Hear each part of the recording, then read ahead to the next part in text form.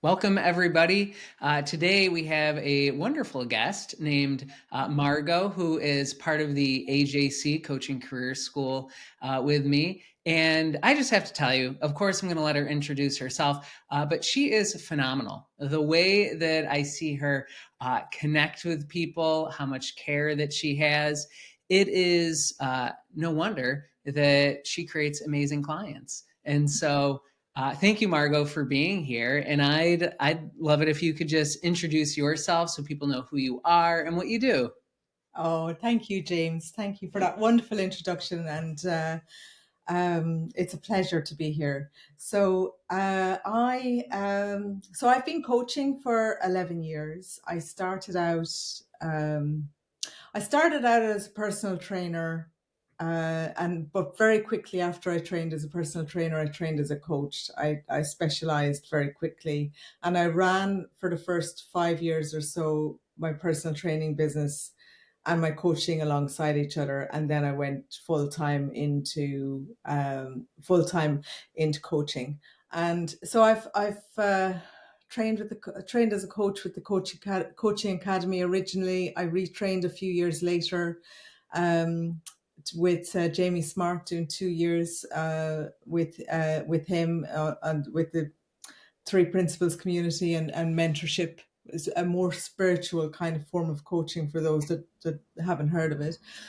Um, I've also trained in neurolinguistic programming last year as a hypnotherapist, and currently I'm with you, James, in the Ankush James community in his school. So I've done a lot of training, and I have to say, not everybody needs to do the level of training I do. I just love learning and I love change. This is my work is not work. It's a calling. I love it. I don't.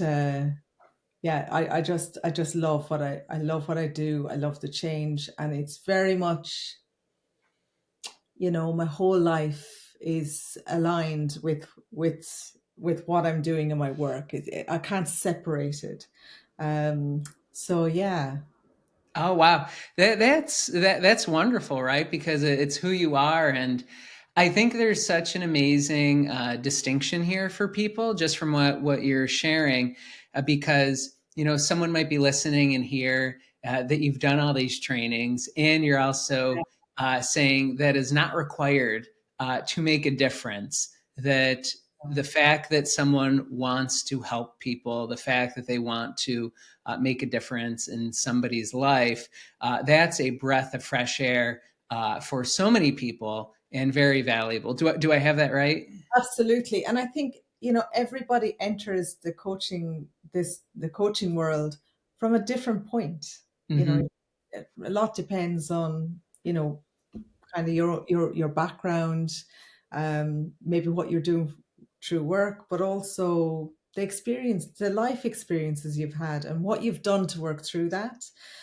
Because I would say, more importantly than the training that I've done, has been the work that I've done with one-to-one coaches. From the very beginning, I've worked with one-to-one coaches. Now that is something that I would say, it's not, I could never say that something is 100% essential, but that would be very, very high up there, because we all have blind spots, and the nature of this work is change, and it's very hard. It can be a little bit like tickling yourself to try and work through some of the things, or that would be helpful, the limits, or the traumas, or the um, creating at your edge. It can be difficult. It's very easy for us to withdraw or avoid that and blame something else. So I think the work I've done with coaches, each one for different reasons, has always elevated where I was, always paid for itself. Yeah, and I think that's really key because, like you said, when you're at your edge, when you're creating, it's helpful to have an outside person, and more than an outside person, a coach is someone that is dedicated, right, to that other person's development and creating that space and a sense of commitment of what they're creating together.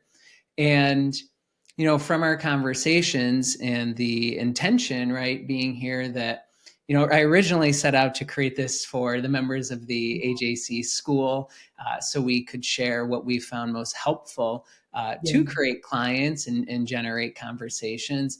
And it's morphed into this thing where I'm sharing it into the world and sharing it with people. And coming from that context, right? What have you found most helpful for yourself, right? Because we know that a coach makes a difference for people. It can change their lives, Yeah. and we can find ourselves in these moments where we're going, okay, what can I do to create a client or generate a conversation? And let me pause there. Yeah, I guess I guess that's the question, right? I could say more, but yeah, let's pause there. What comes through for you as I ask that?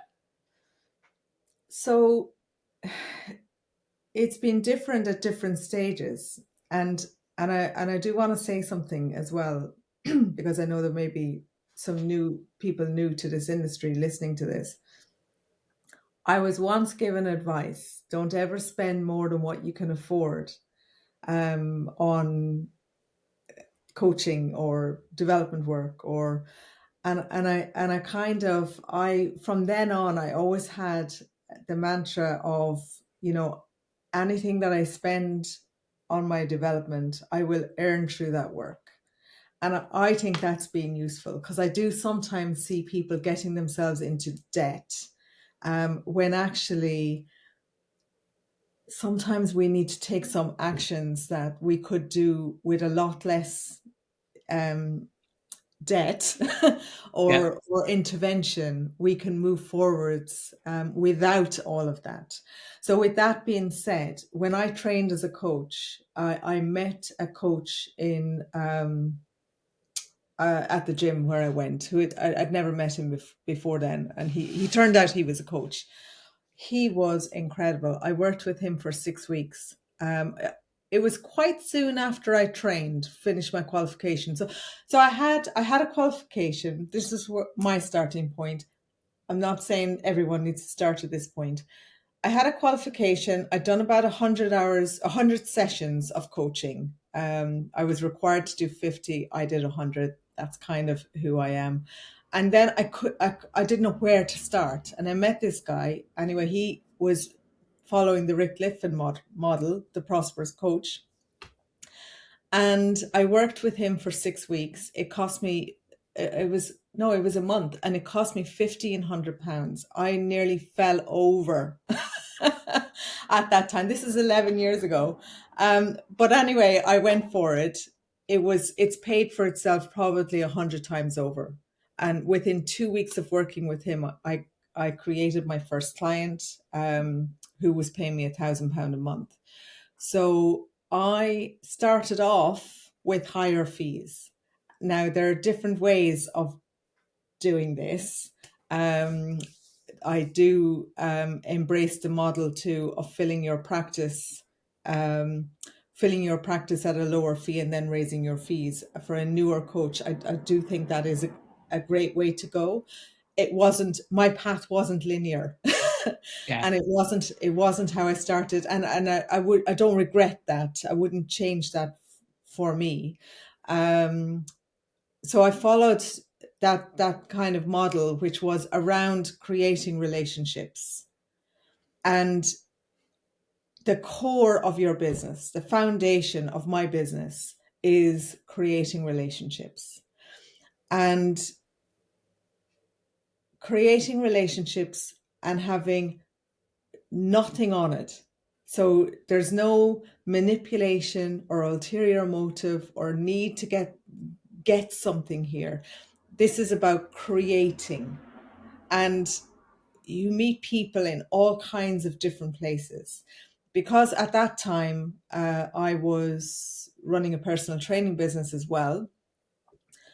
I knew people that were, I knew people who wanted help with weight through the gym. But that wasn't all that because weight is just an external symptom. There was lots of other things going on with people, like somebody would be going through a divorce and struggling with that, or a difficult relationship, or anxiety, or depression, or they're wanting to get a different job and they're struggling with that. So it could be anything. But it wasn't just people that I knew there. It would be somebody's husband or their sister or their friend, or so I always had an eye on what people were saying. And if somebody mentioned somebody that they knew that was struggling, I would automatically say, it sounds like they could do with some help with that. Why don't I gift you a conversation? Give you the gift, to give them a gift of conversation with me, or however I would say it. So I always, from the very beginning, that was the core of how I created clients. Pretty much every client was created in the same way. Um, Somebody once said to me, find a system and get really good at it. And then if you want, you can use different systems. So whether that be social media, um, or networking, or something else. For me, I played with the social media for a while. I have actually become quite comfortable writing in social media, not as active for the last 3 months as I was. Um, but for me, social media has been a touch point, and a useful touch point, but it's not usually where I create clients from scratch. So I network, and I'm part of a ladies networking group called Athena, which is UK, and they have one in France and Singapore as well. And I love it. And I have to say, kind of pre-COVID days, I used to go to networking and I didn't like it. It wasn't something I enjoyed doing. But when I went back to it a couple of years ago, I went back with the approach of, I'm going to learn how to love this. And that's exactly what I did. And I love my networking, and and I create lots of connections there. And I've I've created business through that. So that's been at the moment, that's probably the most helpful thing that I'm doing to build my business. And I'm not Wow. saying it's the only way, and Right. everything I'm saying is nuanced. Right, exactly. Wow, there's so much to unpack here, so I'm gonna slow some pieces down.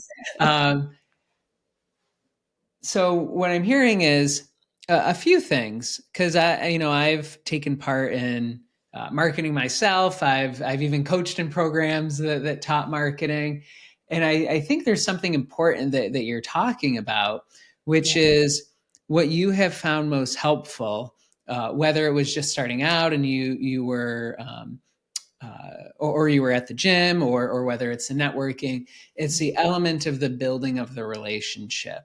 yeah, And I think the reason that's so important is, who's ever listening, I don't know your experience, but my experience with marketing has been that it is nice, um, but I don't always feel an inner sense of a almost control or influence. I wouldn't even describe it as control. It's almost like I have a say in whether it's working, or whether I'm really connecting, or whether somebody's going to respond. Whereas I think what you're talking about with the gym, and even a networking group, or a professional group, it's almost as though there's a sense of um, leadership, inner leadership of your own business and building relationships. Do I have that right?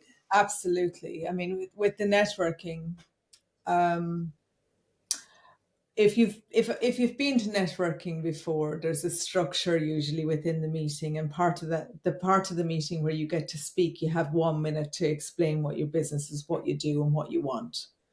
And for me, um, I mean, it's a part of the meeting. You want to show up, but that's not where I get my connections. I get my connections from having one-to-ones with the people that I'm meeting within the community. And for example, I had, so sometimes it'll be somebody in the community that will work with me. But I had one lady who had a friend who had been made redundant about 18 months before. And she asked me if I would have a conversation with this lady, which I did, who she then became my client. She then, she became my client. Then I gifted, because this lady who referred her, she was retired, and um she wasn't somebody that that had a need, that seemed to have a need to work with me. So I gifted her a massage from somebody else in the community. So then I'm kind of raising awareness there, because I'm giving her a gift because of, and then she comes back and comments on it. Anyway, this lady I worked with, she did, I got her into a different job, and we did some amazing work. She's still working with me. She referred me. She was talking to me about her, um, she was in a temporary job, uh, when she first came to work with me. She was talking about the CEO who was, and really struggling. I said, it sounds like he needs some help. I just obviously say this a little bit, a few times. It sounds like he could do with having a conversation with me. And she was like, whoa, I didn't even think of that. You're exactly the person he needs to speak to. So I gave her my business card. 2 weeks later, I'm talking to her. She mentions him again. I said, have you given him my business card?" And she said, "No, I've completely forgot." The day after she gave him my business card. Anyway, that led to a conversation. He's he's been working with me for about 6 months now. I worked with his COO, and now he wants me to coach his leadership team. So that's just one lead, and Wow. these can happen anywhere. It's kind of keep your ears open, listen. You know, it's definitely not manipulation, and it's definitely not a getting energy. It's a creation, and it comes from, as you say, it comes from an inner energy in me. It feels natural. It doesn't feel stretched or difficult or hard. When I do the marketing stuff, that's some marketing things that can be like, feels a little bit getty, that there's a different energy that I feel around it, which is effort, hard, Mm. difficult. And it doesn't tend to give me, it rarely, it rarely is fruitful. Right. I'm kind of laughing to myself because you said the energy of the getting, and I almost kind of think of, right, marketing, at least the context in which I've seen a lot of marketing, which is not that there's anything wrong with it. What I've noticed for coaches is there can be an experience of, am I going to say the right thing? Are people going to respond to this? And I sometimes think of, influencers where we see them, maybe we really enjoyed them at first, and then all of a sudden they're just hopping on every trend, and it's like, well, they're just doing it because of the trend rather than what they really want. um, but I guess that's a little bit of a tangent of mine. But I want to ask some questions because I think this will be helpful for people listening. I personally have not taken part in a professional networking group, Yeah. and so I have some questions. Yeah. And so when you were first looking at even the networking, right? You said pre-COVID, you had gone to maybe some of them, and then you thought, well, I don't really love it. And then afterwards, you said, I'm going to learn to like this. And you had found Athena. It sounds like. What did you even look for originally, or what do you look for in a networking group? Because I imagine for some people they might see events where they can network. I know some groups are specifically for professional networking and business. What did you look for? Yeah. Well, pre-COVID, there's a few things. Pre-COVID, I had tried Athena. Athena is a paid group. And I tried them a couple of times, but I didn't join. And the groups that I was going to were, I live in Wiltshire, so it's women in Wiltshire, and there was a ladies who latte, and similar structure, but they were free groups. And I think so personally, unless there's a membership, I'm not going to look at the group because I don't think you can create clients there. You can. It's a good place. It can be a good place to start. Like anywhere where you're going to meet people is going to be a good place to start. What I find with the Athena, the because it's a paid networking group, the level of commitment is higher. And so when I joined Athena, I also went to look at BNI. Um, and BNI have chapters, and lots of coaches get on really well with BNI. And I went to look at BNI as well that same week, and I didn't like the energy. So whereas with the Athena, I loved the energy, and there were, I suppose, um, with BNI, you gotta refer two people a month. You got to bring new people in, and you got to refer the services of two people in the group every month. And they're quite strict on it. And then a part of the meeting is around that. I didn't really like that because if I'm going to refer somebody to somebody, I want to know their work. Hmm. And there were all kinds of uh, people in there. There was, dentists, there was plumbers, electricians, and if I'm going to refer a plumber, I want to have used them or know Right. somebody who has used them. So I kind of had a little bit of a question around that.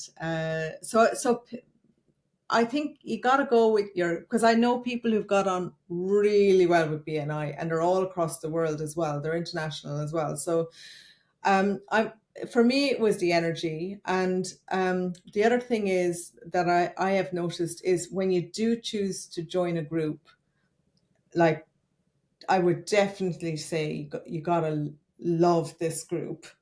Like learn if you don't love it, learn to love it, and over time what happens is people start to know, like, and trust you. So in the first few months, even 6 months, for some people, it wasn't like that for me, but for some people in the first year, they kind of, they don't, it's not fruitful for them. But then after, once they kind of really get going with it, it becomes, people get to, everybody gets to know you. And there's this whole know, like, and trust. So I offered everyone in the room one day. I've tried so many different things for my 1 minute, but once I offered everybody in my group two 45-minute calls. I said, I work with business owners, two 45-minute calls, bring a problem, and I'll help you solve it. And I had about three or four people who said yes to that, who were astounded by my generosity. But one of those people was the leader of the region. And the thing that I helped her with bowled her over. Like it made it had, and she'd had lots of coaching before. It made a massive difference to her. So then, every single time I speak, she is saying, "You have got to speak to Margo." And then she's going to the other groups, and she's saying, if somebody mentions something, she's like, "You've got to speak to Margo." So that kind of boosted my, I don't know, my know, like, and trust ability. Yes. You know, Wow. This is so wonderful. And I think just by what you're sharing, you're answering a lot of questions that people would have. And so it sounds like there's a few keys here. One is, let's say someone's searching for the networking group. It's your recommendation is find one that is paid because there's a certain level of professionalism or commitment that people have in there and the way that they're showing up. And then once you're there, make sure you also are aligned with the way that they operate or their values or their criteria. yeah, Um, because yeah, just like you were saying, if they yeah, told me I need to refer someone but I don't really know them or their work, it feels kind of awkward. Because if I refer, I sincerely want to have that be a referral. yeah, um, and so let's say somebody finds a group and they're going there for the first time. You mentioned that to learn to like it. If you don't mind me asking, what types of things perhaps did you not enjoy at first, or you found were coming up for you that you then learned to shift your relationship with? Yeah. yeah. I mean, it's a we create, right? We create through our language. We and I know previously, and I am going back to kind of before COVID. I would go to networking and go, oh God, and I'd come back and I'd say the same thing. That's in my energy. So then I go and I'm chatting away and it's there. It's there. So it, I think it's it's it's who you're being in relationship to to the networking. It's for me, it was a decision. It Mm. was a choice. I am going to learn. I am going to learn. I didn't even say I'm going to learn. I'm going to love networking. And if I ever get asked if there's ever a question asked in the group, my energy, my answer to that is always networking is great. And sometimes you go along to a networking, if you have gone along to some kind of networking group, you speak to somebody and it's like, oh, it doesn't really work for me, or this is not really, I don't really enjoy it, and I'm not very confident about talking about what I do. Well, all of that is creating you, you know, all of it. So a lot is, again, you come back to that inner alignment. And Mm. I don't think it's any different to anything else in your life, exercise or food, healthy food, or um, it's the same. We create that by who we're being. Yeah. Um, This is so powerful, right? Because we do create our relationship mhm, with everything in our life, even our relationship with ourselves. And it's making me think of, I believe there was a story in one of the AJC events, but it's almost how the difference between a leader and the average person is that they might, two people might be experiencing the same feeling or going through the same challenge, and the person who's showing up as the leader will still have awareness that all of that is occurring and simultaneously say, let me show you what I've found helpful. and yeah, and so it's almost this ability to be with whatever is there, yeah, and to consciously choose the direction that you want to bring things, despite what may be occurring in yeah, that moment. yeah, yeah. Absolutely, absolutely. That's it. We are always everything. Our relationship with ourselves is foundational, and Hmm. that's the foundation of my work is helping people to shift the relationship or that they have with themselves, knowing themselves and how they're and for them to be self-expressed in the world. That's the foundation of everything.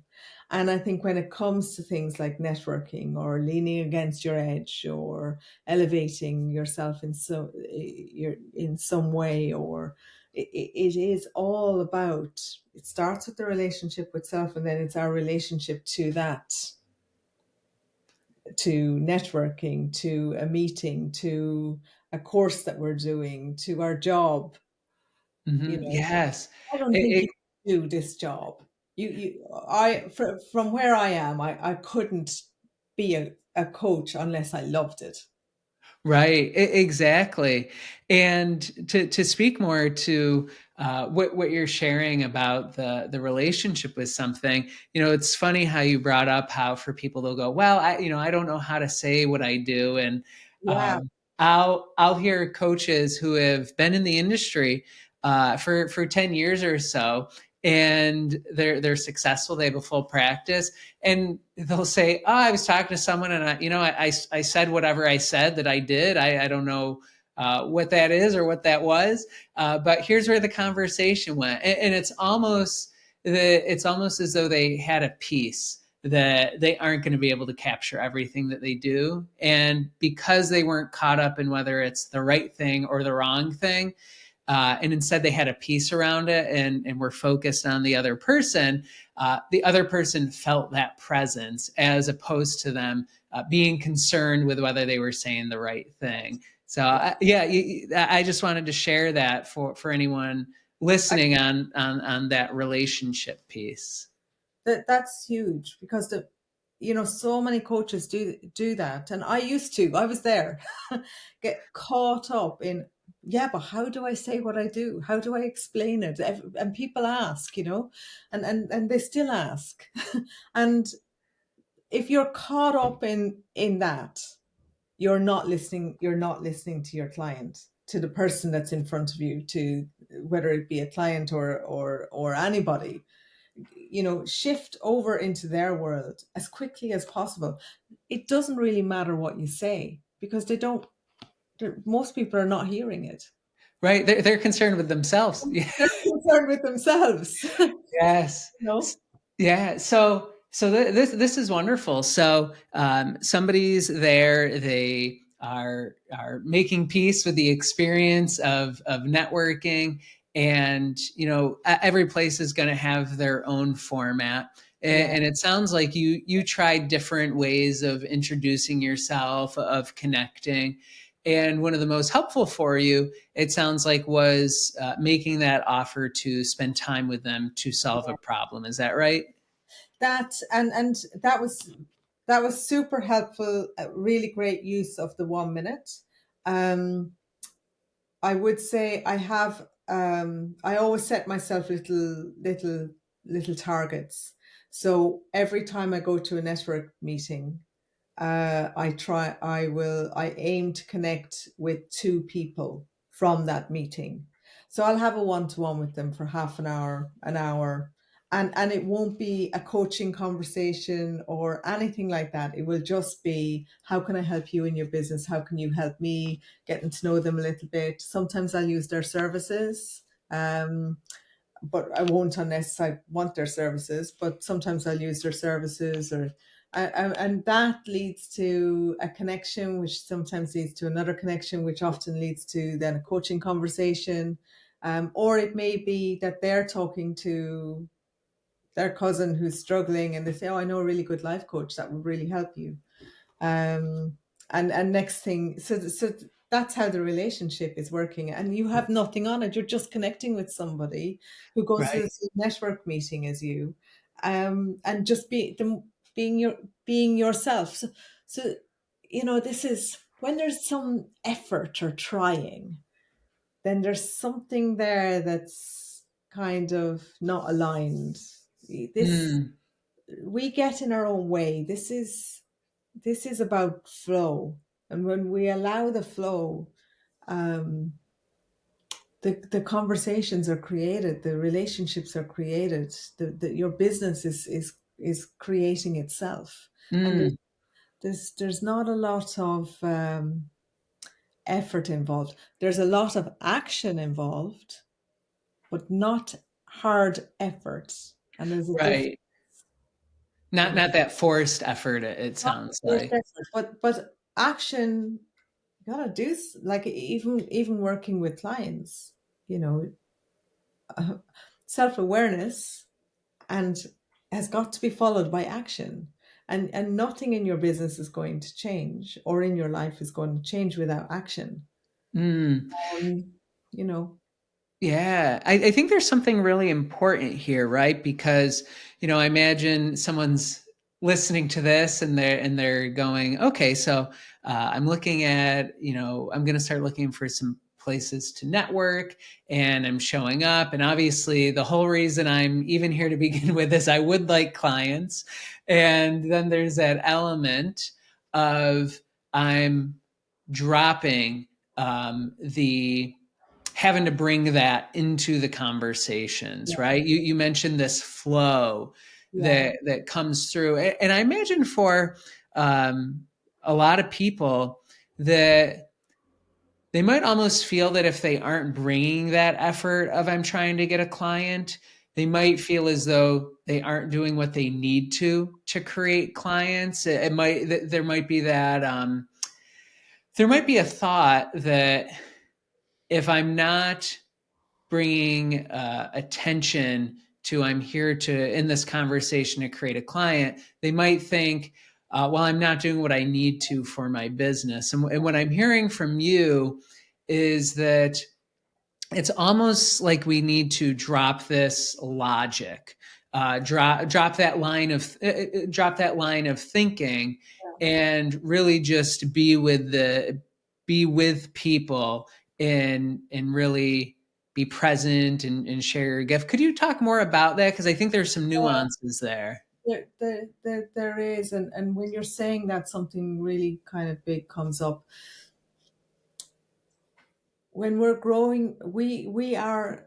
I am my business, and investing in me is my business, which goes back to what I talked about earlier about getting support from, people who are further ahead, coaches, therapists, whatever. And we get in our own way, like as you're going to grow your business, and this is the same for clients, whatever it is that they're kind of struggling to create. There's always um they're always getting in their own way. So with beliefs, conditioning, ideas, um, overthinking, overwhelm, all of these things are getting in the way. And this is the awareness piece. So sometimes as we go to lean against our edge and create our business, the parts of us that are kind of getting in the way or sabotaging us start to show up. And we've got to work through that. Um, Mm, and I think there's working through that when that's not there, like we are in flow, we're always in flow. But for the things that we put in the way, we're always in flow. um so I think there's a way of understanding life um that's really helpful here for as a starter, and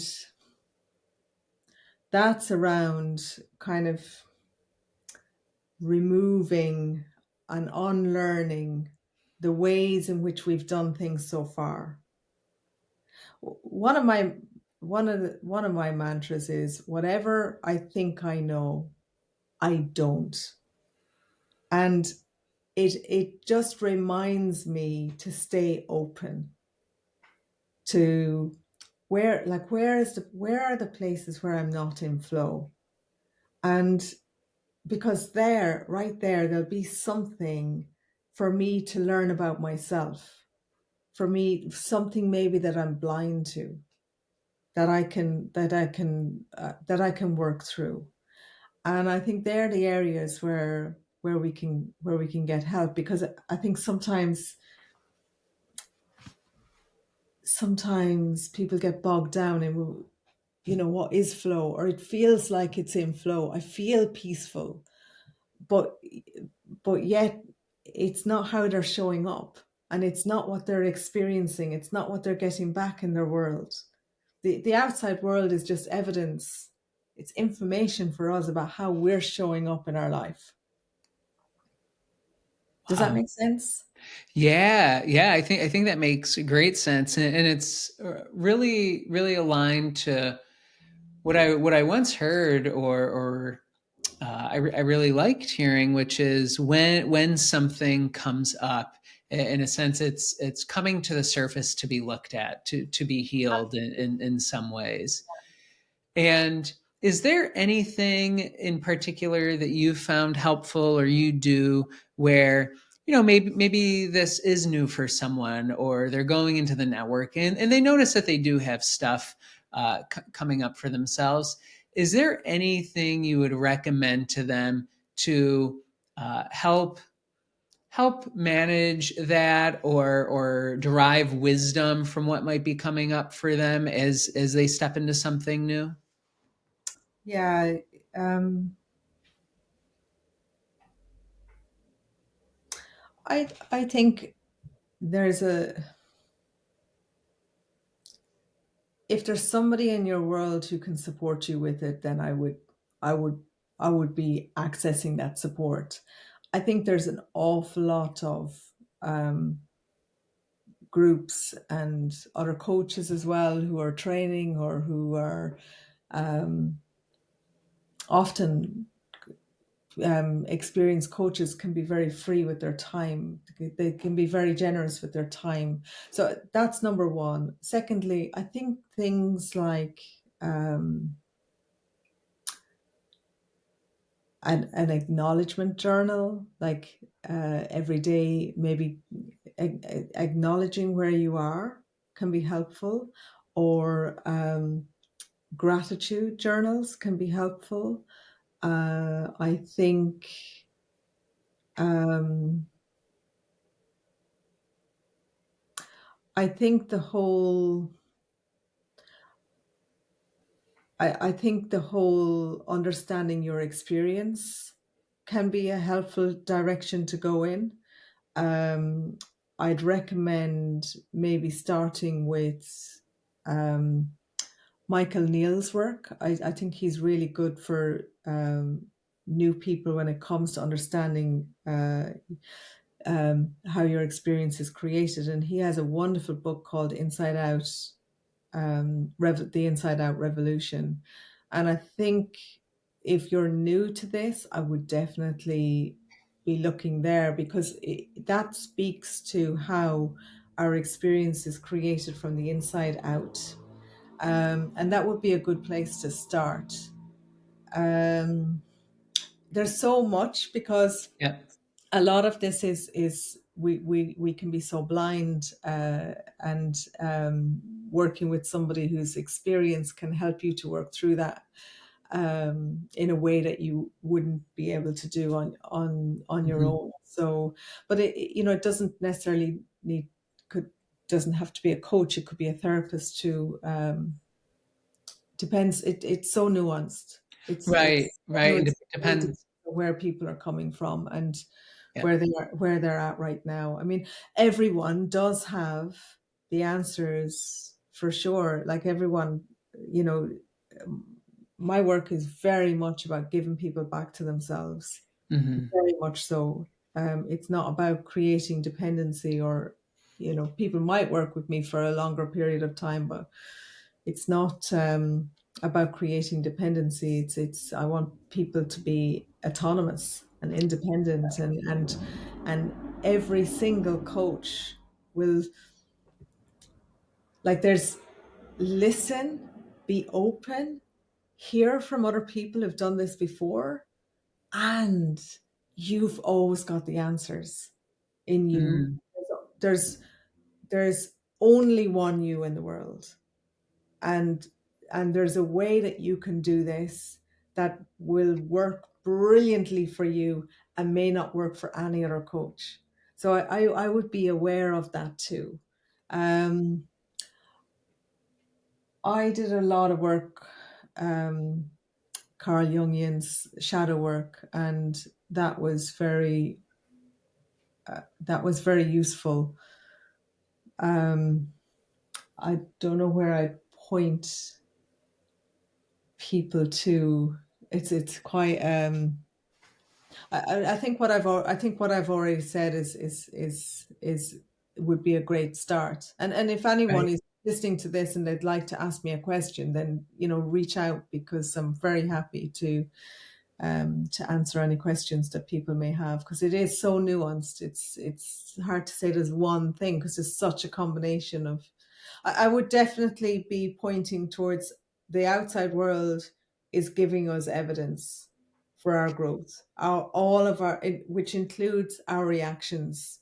If we're in a relationship, all the reactions that we are having to anything else on the outside is always coming from us. It's coming from the inside out. And when we start to see that, because that's not how our society is set up, when we start to see that, and instead of going into blame or seeing our experiences coming from the outside, or a reactivity because somebody's done something to us, everything starts to shift. That's a huge step. Yeah. Wow. I think that's perfect, and I think you gave a lot of different options for people in the way that they can look at that, and um, ultimately what I'm hearing is don't keep it to themselves, right? Is ask someone, share with a coach, Yeah, even if it means getting it down on paper, right? Or journaling or acknowledgments. yeah. um, yeah, I think that's wonderful. And so let's say they're at the networking event, and one of the things that you said is that you'll be in this genuine conversation with someone to get to know them. You're not coaching, you're sharing yourself. What are kind of your, I think of it as, in bowling they have bumpers, right, for little kids, so it doesn't go into the gutter. What are kind of your bumpers, your parameters when you're in a conversation? Because I think for some coaches, they might not, if it's a prospective client, they might not feel as open to sharing as much. How do you choose what to share, and what do you yeah, what's worth sharing, and what's off limits, and how do you move from superficial to perhaps more genuine, deeper conversation? Yeah, Mhm. well, it's still being shared, and still experiencing yourself in them as a professional. Yeah. So, first of all, most people are quite sped up, and I'm always wanting to slow things down. Um, I The second thing I would say is always be you. And if that feels like, um, if you're getting a feeling of I'm trying to persuade, convince, or defend, back off, because there's too much of you in this. They're the red flags.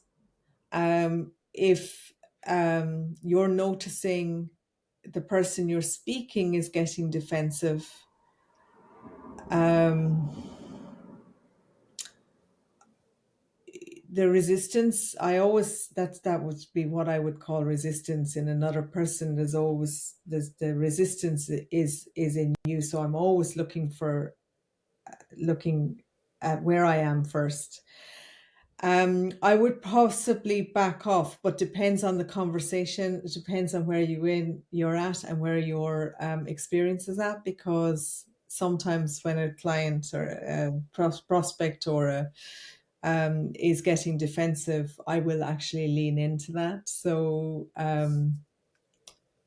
I will say what needs to be said. but I will create a container for that first. And I will possibly ask for permission as well. Like if I'm seeing something, it's like, hey, I've noticed, or like it could be that you listen to everyone's minute, you notice that somebody is really I don't know, they feel they're very anxious. And I might reach out to them afterwards and say, hey, I noticed something when you were doing your 1 minute. Um, would you like me to share what I noticed? When you ask permission, you're inviting openness, and there might be something I would share then. Um, I'm always wanting to get people into a private conversation away from the networking. Um, and that can be a coaching conversation or a connect call. And that will depend on the situation, the person, how well I know them. Like for example, I had a lady who said to me that she was trying to scale her business. And we got talking about it, and then I said, hey, would you like, we went straight to coaching. Whereas sometimes I'll have somebody, oh, I don't understand what you do.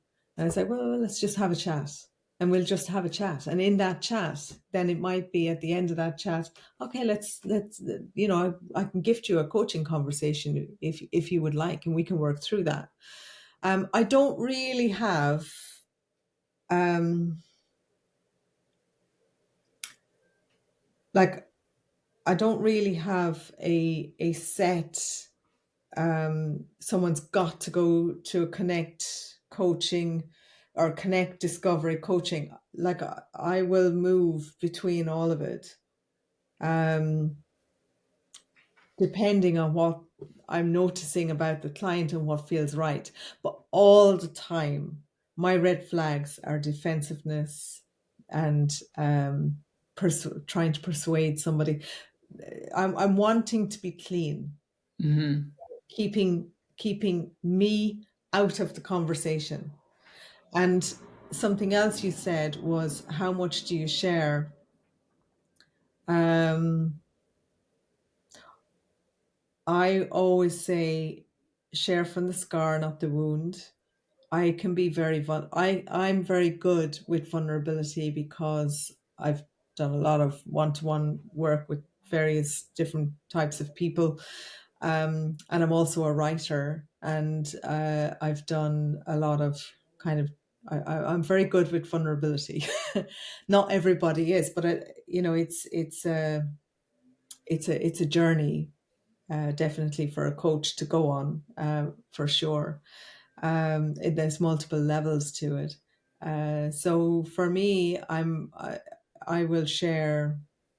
I will share anything so long as it's helpful. I feel that it's helpful. There's a context there. It makes sense to share it. And when I say share from the scar, not the wound, I mean, I'm not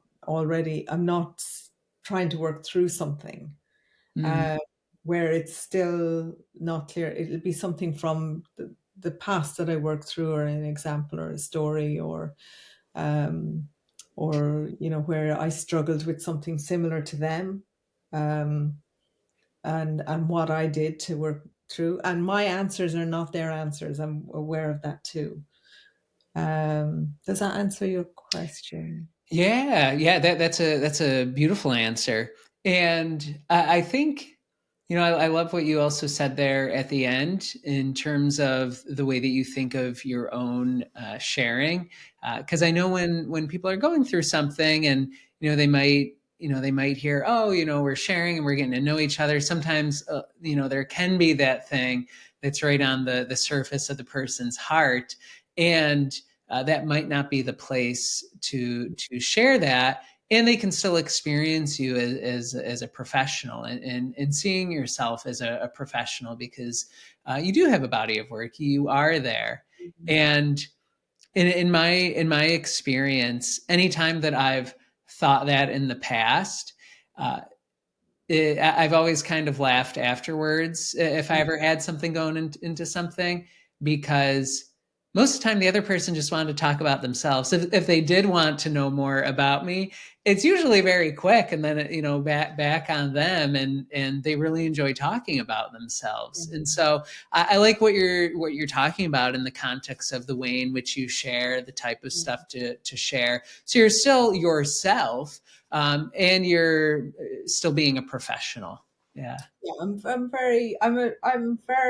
I'm always looking for the truth. So I'm wanting, I can hear it when I'm speaking to a somebody else.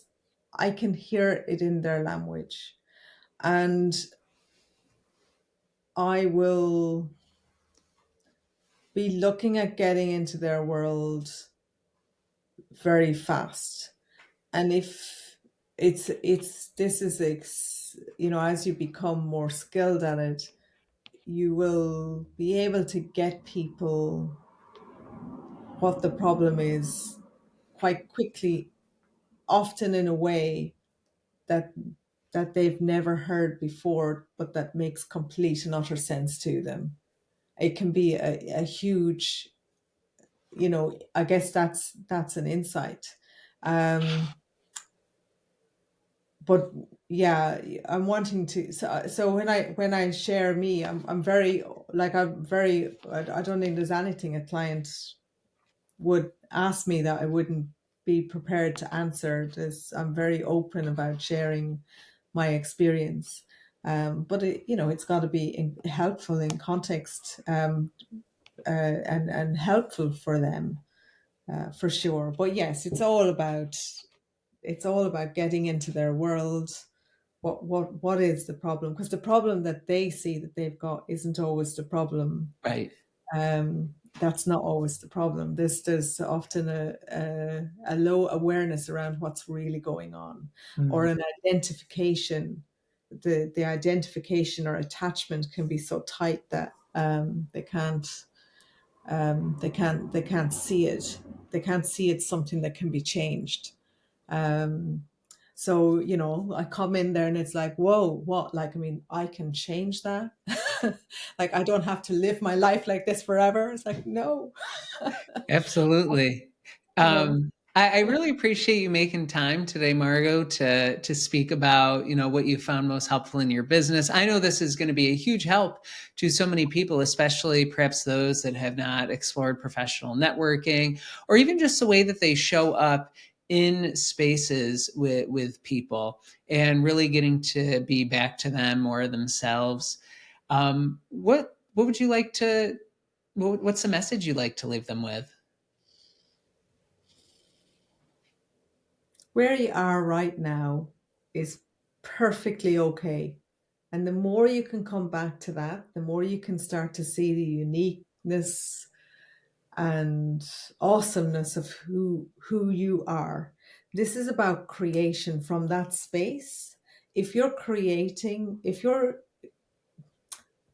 kind of moving into get, need, effort, when you're creating from a place of comparison or needing to be somewhere that you're not, you know, um, where you are right now, where you are right now, connect with that. Um, and go from there. Take steps, take action. Action is important. um, but who you are, there's so many different paths, there's so many different nuances to this that can't be, I haven't even touched on in this call, that will be specific to you. It's a wonderful, for a lot of people it's a calling, and it's a wonderful space to work in. It's so rewarding. Um, so rewarding. So really, where you are right now is perfectly okay, and create from there. Create from that space. That's love. Excellent. I love that. And if somebody wanted to find you, to reach out to you, what's the best place for them to go to do that? So I have a website, margogeorge.com, and that you'll find my email and a phone number in there. I am active, mostly active on Facebook. But yeah, my website's the best way, and send me an email or phone me up. Um, Perfect. Numbers are all there. So Excellent. Well, thank you for being here. And if anyone would like to reach out to me, you can go to jmwhiteman.com or find me on Facebook and shoot me a message. And let Margo and I know your insights. What has come through for you? What was most helpful? That's how we know that what we're doing here is making a difference and impacting your life. And thank you, Margo, for being here. I really appreciate it. And I hope everyone has an amazing day. thank you, James. Thank you.